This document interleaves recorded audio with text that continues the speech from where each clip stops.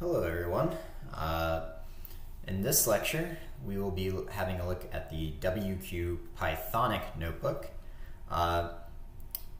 This is going to be kind of the last pure programming lecture for the near future. We'll be focusing more on data science from in the next lectures. But before we really delve into working with data, one element of programming, particularly in Python, that I've mentioned several times but never really explained is that Python has a particular style with particular values. So in this notebook, I want to emphasize some of those values and also how you can form good programming habits around the Python language. So there's this idea in Python that code ought to be Pythonic. So you'll often encounter this term Pythonic if you are reading blogs or Stack Overflow. Anything on the web written about Python often will say, this is Pythonic, that's not Pythonic. So what does this mean? Well, Pythonic is the term used to refer to the values or aesthetic of Python, how Python was designed to work. So what are those values? You can see or read the Zen of Python if you import this. So beautiful is better than ugly. Explicit is better than implicit. Simple is better than complex. Complex is better than complicated. I would say many of these are encapsulated in this one. Readability counts. Python, as I've mentioned, is structured to make code look pretty close to plain English. If you are reading through code and narrating to yourself or to someone else what's happening, often reading the words or the names of the symbols already is sufficiently descriptive because it's sufficiently close to plain English. And you should want to take advantage of the fact that Python is designed to make that easy for you to write readable code, easy to read code. Additionally, there's things like special cases aren't special enough to break rules, or in the face of ambiguity, refuse the temptation to guess. So another big value of Python is, I would say, maybe captured by this: explicit is better than implicit. So things like errors should never pass silently. Errors should be explicit, not implicit. Special cases aren't special enough to break the rules. Rules should not be implicitly broken, or if there's a rule, things should follow that rule. So I think explicit is better than implicit is probably the second big value of Python. Again, it links back to readability. We want the code to be clear.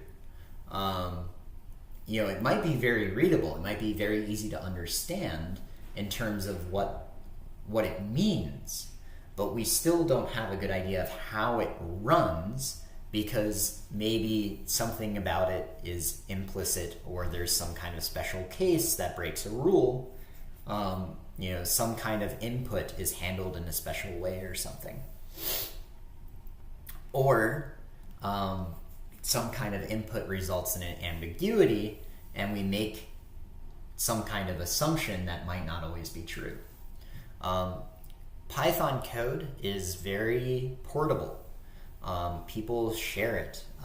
Lots of people will be working with tons of Python code that they didn't write themselves and maybe have never even read.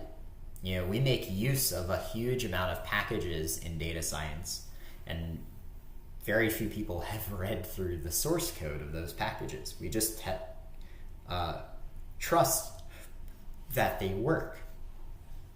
And usually we can rely on that because people haven't allowed errors to pass silently. And they haven't made assumptions about how we want things to work. So usually the way things work, or to make things work, it requires very explicit instructions.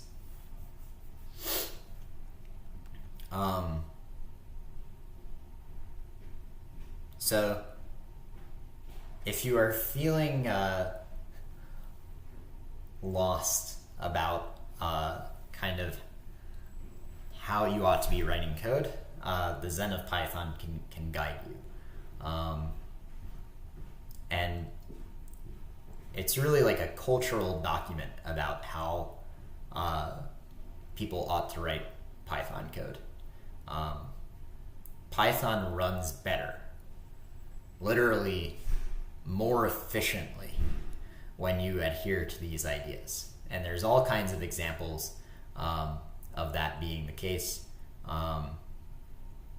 For example, there are if-else patterns that can be more efficiently implemented as try-except patterns.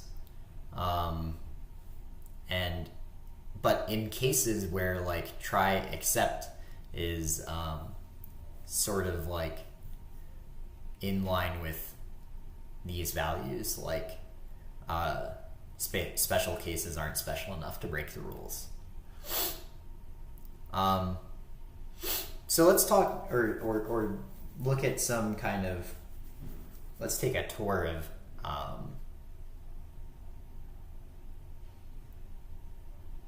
a few topics in Python we haven't discussed yet. I'm going to skip over this for now. I don't want to talk about it yet. So I mentioned we'll often be using packages in data science, but I didn't say what that meant. So all over our notebooks, you've probably noticed that we import things. At the top of every notebook, there's these import statements, and I've said you just have to run those. I haven't explained what they do. What this does is it brings in functions and objects into our environment. And those things are defined in files of Python code elsewhere on our computer. So, for example, we can import the pandas package, which we will use a lot in data science. And we can see this module, pandas. So package and library are used somewhat interchangeably. Module is slightly different from package and library in that packages and libraries are usually contain multiple modules. A module is a Python file. And we see that this pandas object comes from a file on our computer. opt conda lib python2 site packages pandas, and in it, it's for initialization, .pyc. So this is a Python file on our computer that defines a lot of objects and functions, and we've just given ourselves access to all those function definitions by importing it.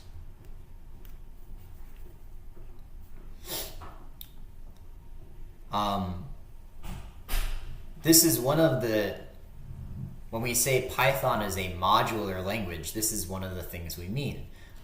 Python is designed in such a way to encourage people to write modules of Python code, little files of Python code, and then import those into their environment.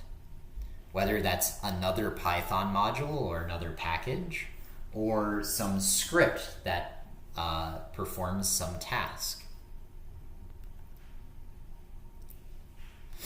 We can also alias packages or modules as other names. So for example, there's all kinds of pandas, functions, and objects like I was mentioning. And if we wanted to access any of these, we would have to do pandas dot, for example, not null. Something like that. Data frame. And writing out pandas dot over and over again gets a little tiresome. So often we will alias these modules with a shorter name. So for pandas, the convention is PD, and we'll see that many times when we're using pandas, we alias it as PD. Some of these are very strong conventions in the community where you will see almost nothing else. Like almost never will you see pandas imported as something other than PD. But it refers to the exact same thing. We see here it still refers to this same module. We've just given it a different name. And as I mentioned, this now allows us to call on objects or functions defined in the module.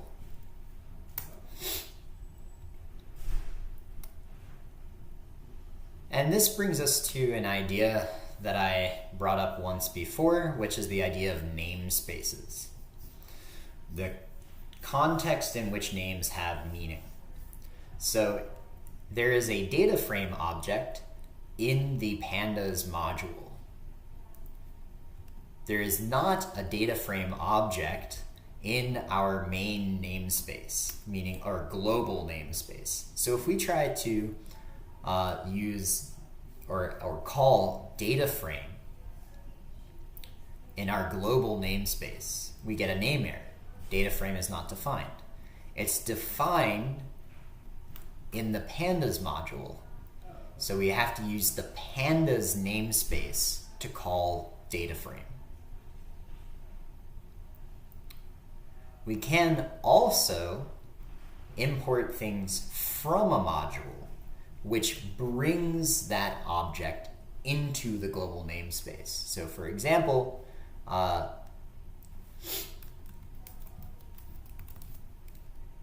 if I import data frame from pandas, now this is in our namespace. And I get the same class of object whether I refer to it through the pandas namespace or the global namespace. But here I had to import that from pandas. So I brought it from pandas into the global namespace rather than just importing pandas.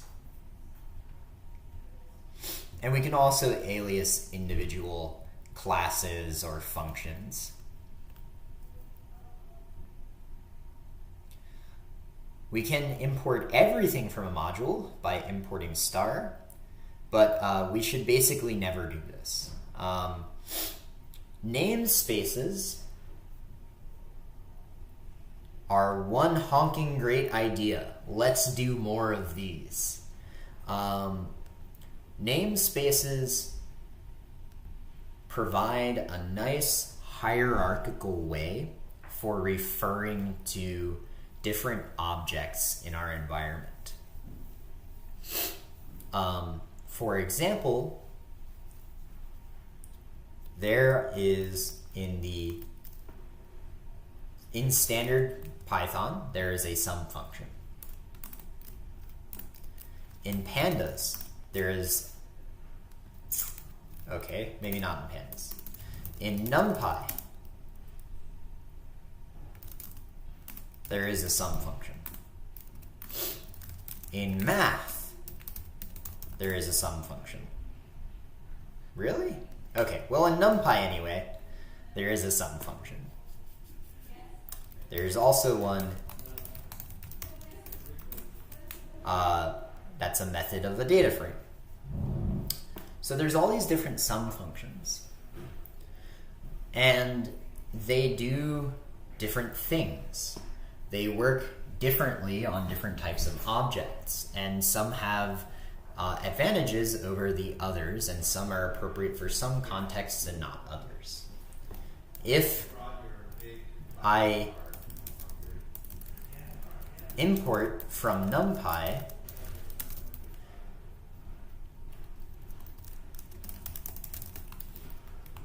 so I'm going to put a big comment here, don't do this. If I were to import sum from NumPy, then NumPy's sum is going to override the built-in sum function in the global namespace. So it can happen that if we just start importing random stuff from different modules, that names are going to collide in our namespace. And we won't know then, it will be ambiguous as to what function or method a name actually refers to. So we want to keep our namespaces separate and clean. It's much better to instead do as we have here, import numpy as np and use np.sum.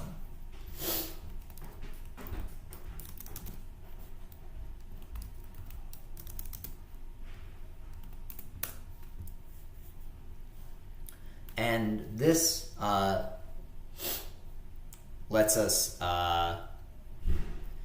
use this like very nice hierarchical scheme that's very explicit about where these methods or functions live and what the context for using them is, as compared to just bringing everything into the global namespace.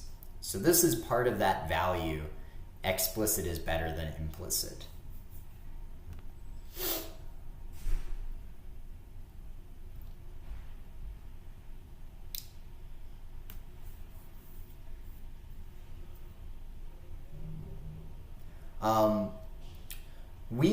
We don't have to care about this in the context of this course because we've already installed all of the packages you need.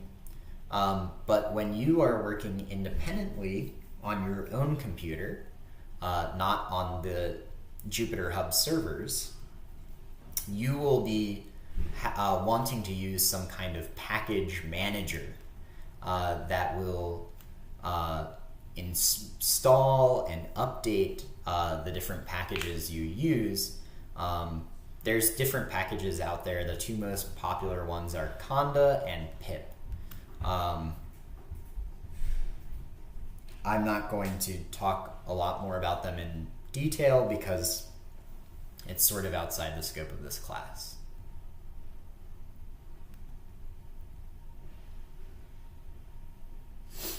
So some packages like pandas and numpy we have to install in order to access them.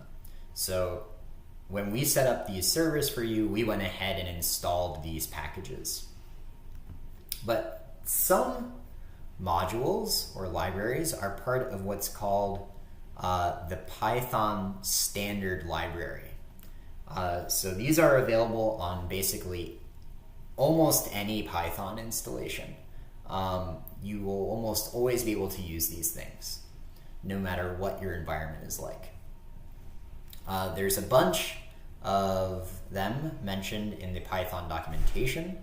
You can just Google Python standard library and find your way to this.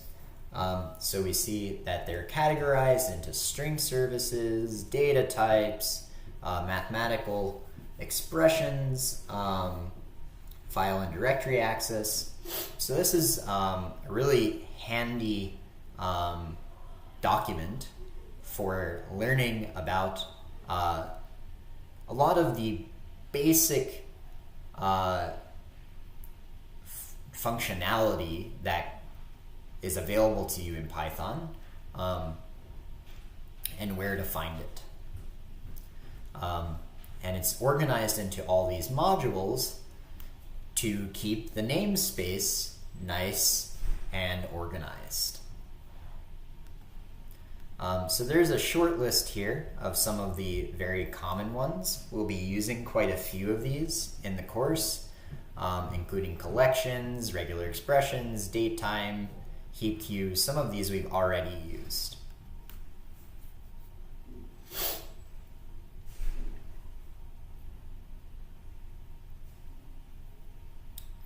Exceptions. So another thing that we've encountered a fair number of times already in this course is our errors, right? Name error, data frame is not defined. We've seen key errors, we've seen type errors.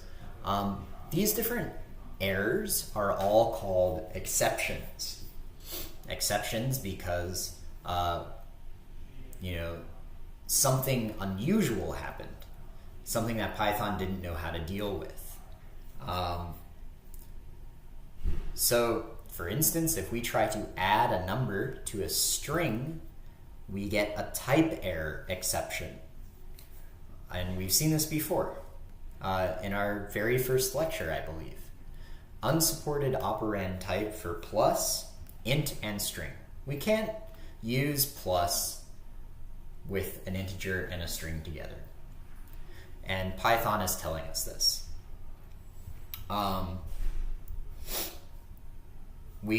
Python could say, okay, well, this string is a number, and what I'll try and do is convert this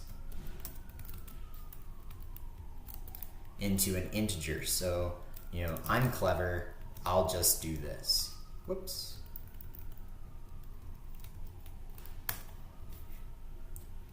But equally well,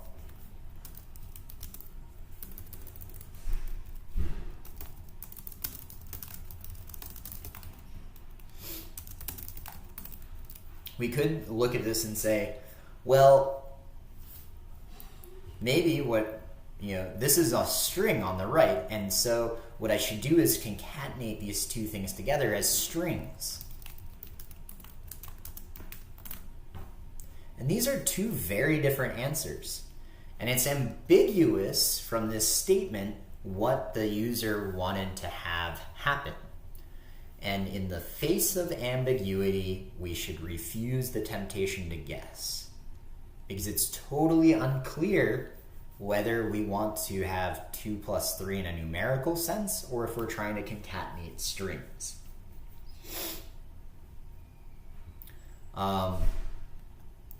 So instead, what happens is we raise an exception. We say, something went wrong, you need to pay attention and sort this out for yourself. And there's, as I mentioned in the previous lecture, Python gives us a lot of information to do that. It tells us where the error was encountered, the line of code, and the traceback. And it also tells us what was going on. So It said like there's these two data types, int and string. We're trying to do something with a plus, and it's not working out. So we know we need to look here, and that something about this line is wrong, relating to the fact that we have a mix of an integer and a string, and we're trying to add those together. You should get accustomed to looking at traceback and error messages to figure out what's going on and debug your code. Often there's not going to be anyone available to help you do this. And even if there is, it's going to be slow. They're going to have to read your code and acquaint themselves with it, which might be a time-consuming process. You might have to make a post on the internet on Stack Overflow and wait for someone to get back to you. I haven't looked at the discussion board since last week. There's all kinds of questions here that I haven't had a chance to look at yet. And I see many of you have been answering each other's questions in my absence, and that's great. But nonetheless, people have had to wait for answers. So build up your own independence, empower yourself by reading error messages and trying to fix the error. Don't just see this and throw up your hands and give up. Python's trying to help you. It's giving you information. Okay. So maybe we decide that what we want to do is add these together as numbers. We've decided that's what we want to do. So what we can do is use a pattern called try except, where we will try to add the two numbers together. If that doesn't work, we will then it will throw an exception, and we will be waiting for it. We will catch that exception, and we will do something different that hopefully resolves it. So now, with this function, we can add 2 and 3 together, and we get back 5. Because what happened is Python tried to add 2 and the string 3 together, and it said, I can't do that. It results in a type error. And we caught that type error, and then casted both inputs as floats. We said, oh, we're getting a type error. We better coerce these inputs into floats. We could similarly define a function called concat that instead casts them both into strings.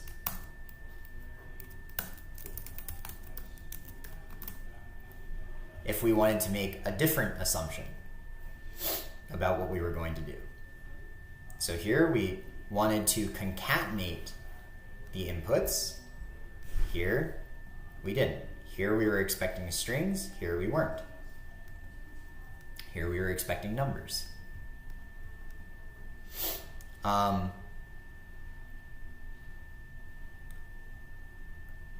So the pattern for try except is we try to do something, and then if there's an exception, we do something else. There are some things we really need to be careful about when doing this. One, Python uses exceptions for a lot of stuff, including stopping iteration. So we need to be careful that we don't ever have what's called a bare except. Except should always be followed by the kind of exception that we expect. Explicit is better than implicit. We should always say what kind of exception we are expecting, because anything else should still be considered an error. if we don't include the kind of exception that we're expecting, then every kind of exception, including those we want to know about and didn't plan for, will be caught by this except statement. So we should always limit the except statement to only catch exceptions that we are expecting and know how to handle. Additionally, we should only use try except when we expect that in most cases the try will succeed. If most of our input involves strings, we should not use try except. We should use try except when mostly our inputs will be numbers, when this will run without issue. This exception handling is expensive. It costs quite a bit of time. And so if we are hitting this exception all the time, we're going to waste a lot of time catching exceptions when maybe we could rewrite our code to more cleverly handle whatever use case we're dealing with. So for example,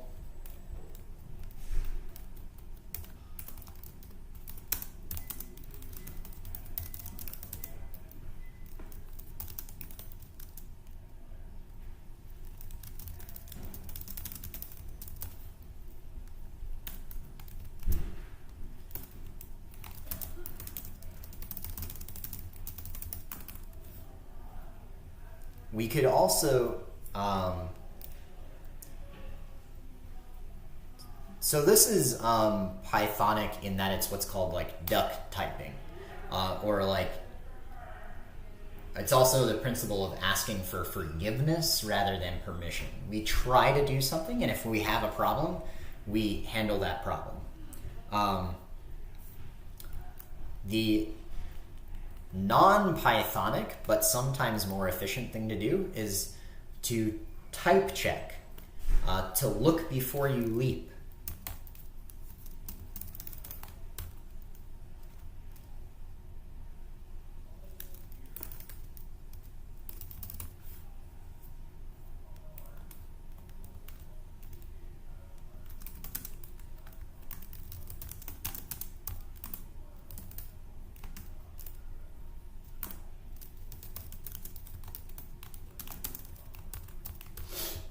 So we could instead check that we have strings in the first place before trying to do the concatenation. And if not, then we'll cast them into strings. And of course, we could also just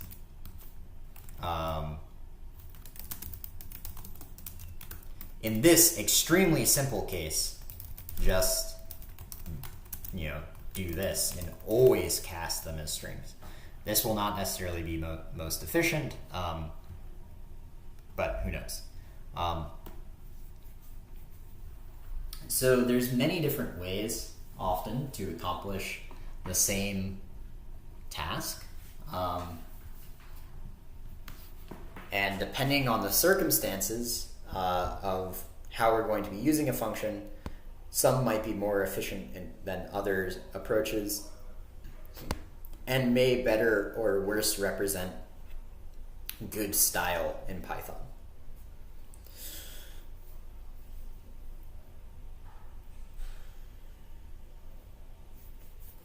So this is sort of what I was just saying with the other example. We might check if a number is a type that can actually be added together before performing the addition. But as I mentioned, this is not Pythonic. In Python, we think, or usually try to think, it's easier to ask forgiveness than permission. So as long as we expect that most of the time we won't need to ask for forgiveness, most of the time our try block will work, then we'll go ahead and do that.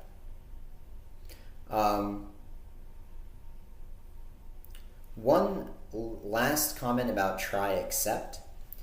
We should only include the code we expect might fail in the try block. We don't want to include any lines of code that we don't expect to fail. And again, this is because we don't want things to fail silently. If I had something like this, or like, I don't know, 2 plus a in here, this will also throw a type error.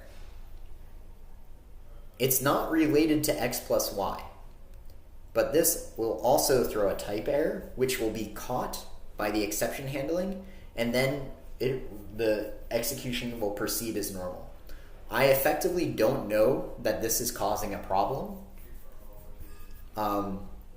because the way the exception handling is set up, it becomes totally silent and invisible to me. So if I just have something like this in my program and I don't expect any problems from this, then I shouldn't have it in the try block. I should have it before the try block or after the try block, wherever it's appropriate.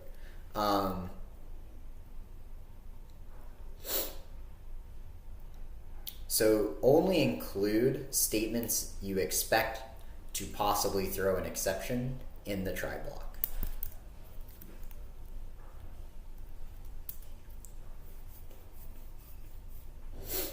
Also, try not to rely on try except too much.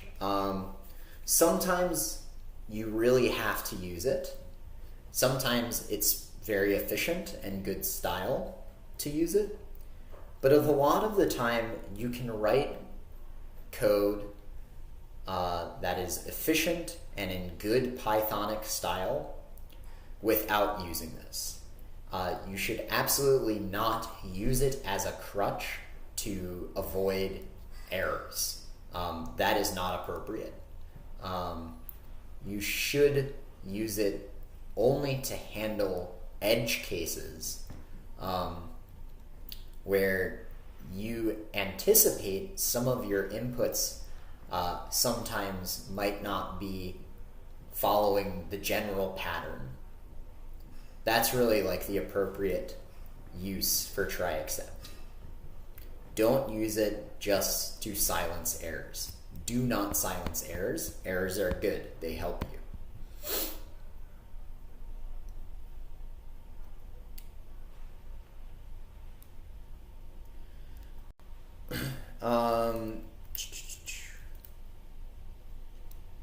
There's a section here on debugging. I'm going to briefly look at this example. This is reiterating quite a few things that I've said already. Sometimes our error messages will be quite a bit more complicated than things we've seen already. So here we have traceback that goes very deep because this raised an exception inside of the data frame code in pandas. So, the traceback says, well, the error originated here when we tried to do this, and that led to an exception in this part of pandas, which then calls this part, which calls this part, and then here's where we finally raise the exception. So this traceback goes from the most immediate cause, the cause closest to us, all the way down in the code to where the exception was actually raised. We still get a very nice error message at the end. And this traceback is still useful.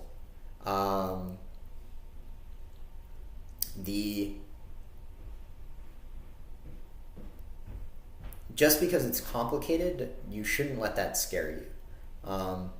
Sometimes some of the traceback will be relevant. Sometimes some of the traceback won't be relevant. You should look through it, and where it's totally confusing, don't stress out about it. But sometimes it will show you, different layers of depth where what's going wrong becomes more clear.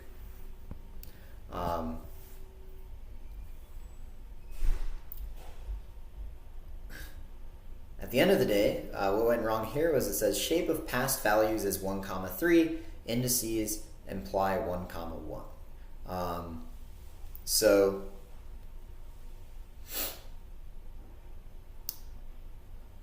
basically, if we were to look up how this works, this object works, we'll be talking more about this in the future. But the first two arguments are data and index.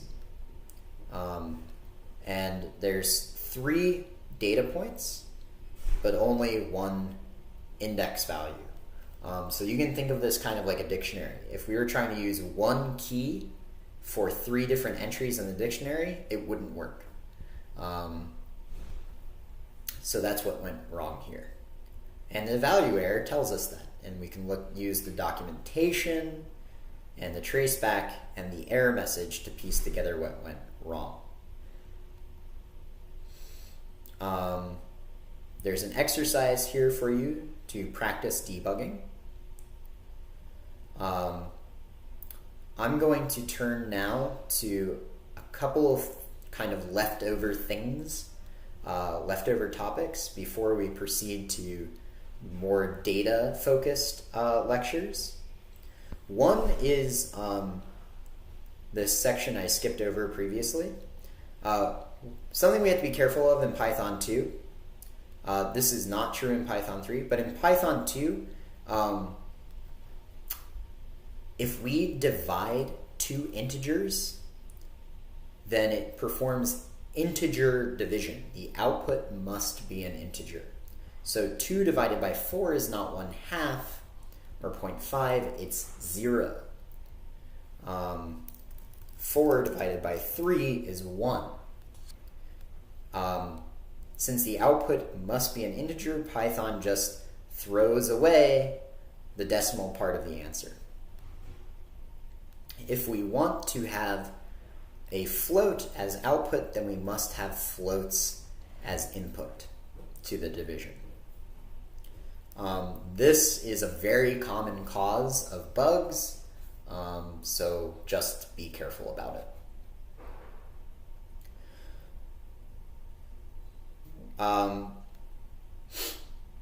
I'm also, now that we understand modules and packages, going to explain what these cells do that we've been running at the beginning of every notebook. So this one sets up certain plotting libraries and plotting default visual formats. So matplotlib and Seaborn are both data visualization libraries for plotting. This line says that we want our plots to appear in the notebook, not to be written to file or something like that. And this Seaborn here changes some of the default aesthetics of the plots, and this sets the resolution of the plots. So just some code that imports various modules to make sure that whenever we are making plots or graphs, that they appear the same on all of our machines and look the way we want them to look. This expect exception module is something we have written for our own benefit. So one of the purposes of exceptions or errors is to halt execution of the program. When you hit an exception, Python says, whoa, something weird happened, and it stops running. we have to test that all the lines of code in this notebook are in good working order. And so we run them all when in our own machines, and we do this in an automated way. And in order to make sure that the notebook keeps running the subsequent lines of code, even when an exception happens, we've written this little module that prevents the notebook from halting execution when these cells run. We often want to demonstrate exceptions and demonstrate errors. So this is just a little tool we have to help us with testing. You will never work with this and don't really need to worry about it. It's really just a tool to make our lives easier when we are testing the notebooks. So that concludes the Pythonic lecture. I'm going to quickly look through just a couple of these notebooks to make sure there's nothing that I wanted to come back to and haven't mentioned yet.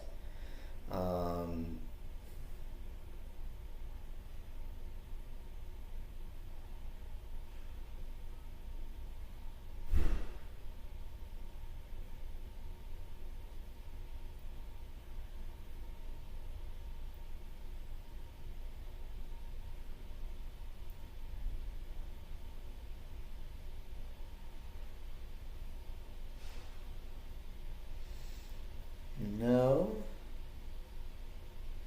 So now we've understood exceptions. I think I talked about string formatting in an office hour. This is something I've used a lot, and it's also discussed on the discussion board. There's a link here. You can read about it. Basically, the idea is often you will want to have some string that depends on some variables or some data. And it helps to have, it makes the string more readable to have it written out in one piece with like placeholders in the string where we will plug in our data. So there's some techniques for making that happen. And the other thing I wanted to look at was data structures, just to make sure there's no topics I've missed.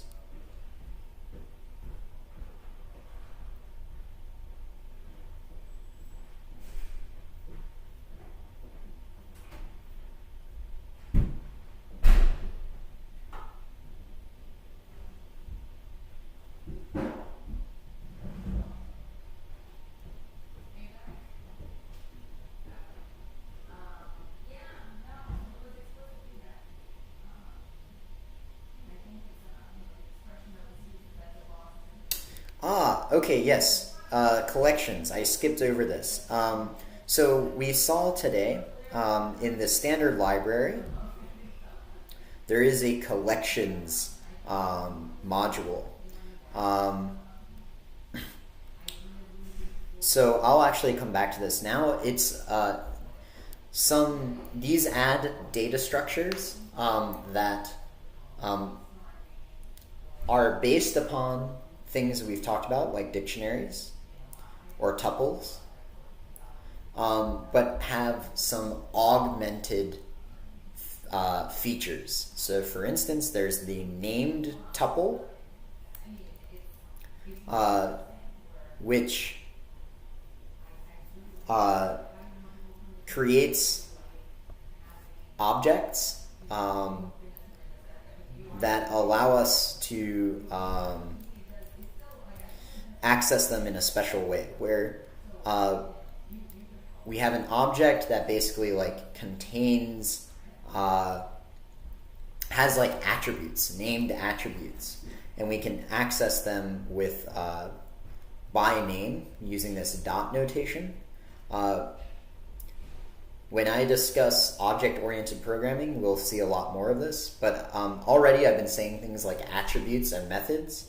So we'll talk more about object-oriented programming in the future, but basically everything in Python is an object. And objects have attributes and methods. They have data or information about them. They have characteristics. Those are the attributes. And they have things they can do. Those are the methods. So a vector, for instance, might be an object with an x, a y, and a z coordinate.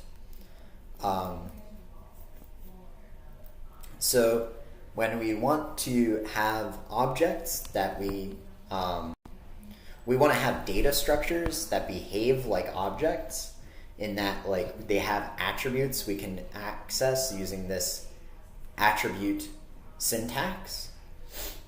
We can make named tuples, and it will make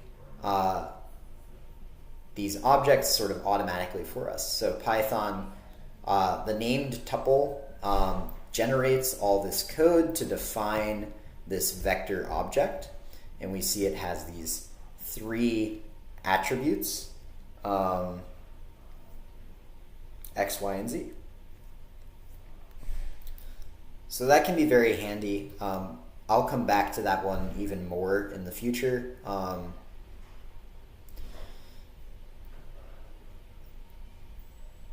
Often we will use these in kind of the case I described, where we want an object, but mostly we just want this object in order to have a kind of like attribute method or attribute syntax for accessing the information associated with that object. DQ or DEC stands for double-ended queue. I'm not going to talk about these much. It's optimized for adding and removing elements from the ends of the structure. So lists, it takes order 1 time to append an element to the list at the end. But inserting an element into a list takes order n time. Double-ended queues are optimized so that it takes order 1 time to add or remove elements from the beginning or the end of the queue. That can be very useful for representing certain situations. So just another data structure for you. There's also several variations on dictionaries in the collections library, including counter, which is useful for counting elements in a list or some other kind of container. So we have 3 B's, 2 A's, 1 C, and 1 D. And we constructed this dictionary very simply by just saying counter on the elements. This also works, for instance, on strings. Not counters, but counter. And this will count up the letters in the string. And the elements become the keys, and the counts are the values. So this is very useful for counting things. It also has like a most common method where we can get the most common n most common elements. There's the ordered dictionary, which maintains a list that remembers the insertion order of the keys. So this is really just a dictionary plus a list. That's all it is, but it's packaged into one object. There's also default dict, which handles, we encountered key errors when dealing with regular dictionaries whenever we would try to access information at a value at a key that didn't exist. So one common way to handle that is to assign default values when the key doesn't exist. That we did that ourselves when we did like dict.get. So we might have like a dictionary, and we do .get C, and we say to default the value to 0 if C is not in the dictionary. Default dict essentially is a dictionary that will always do this, even if we use the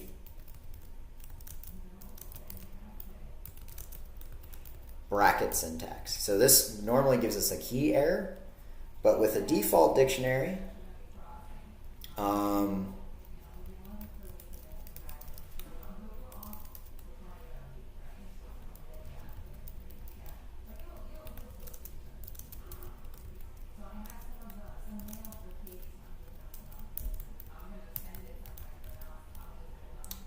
default dict is not defined. First argument must be callable or none.